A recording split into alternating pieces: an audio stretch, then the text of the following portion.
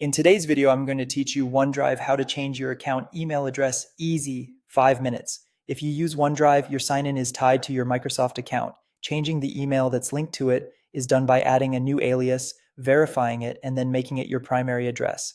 Let's walk through it clearly so nothing gets missed. Start by opening your browser and heading to the Microsoft account website. Sign in if you're prompted, then go to your info. From there, choose Edit Account Info.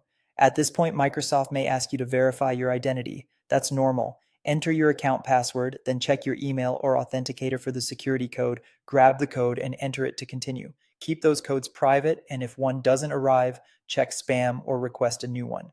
On the Account Aliases page, select Add Email. You'll now choose whether to create a brand new Microsoft email address or add an existing email you already own.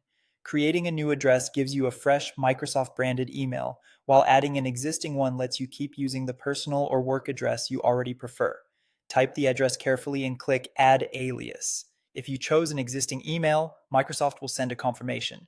Go to that inbox and complete the verification so the alias becomes active. Once the new email shows up as verified on the aliases page, set it as your primary by selecting Make Primary. That tells Microsoft this is the email you'll use to sign in and the one that will appear on your profile. OneDrive and your other Microsoft services will now recognize this new primary email. Optionally, you can remove the old email from your account. Do this only after confirming you can sign in with the new one and that any verification emails are reaching it reliably. If you rely on the old address for other services, consider keeping it as a backup alias. For work or school accounts, some settings might be controlled by your organization, so reach out to your admin if options are limited.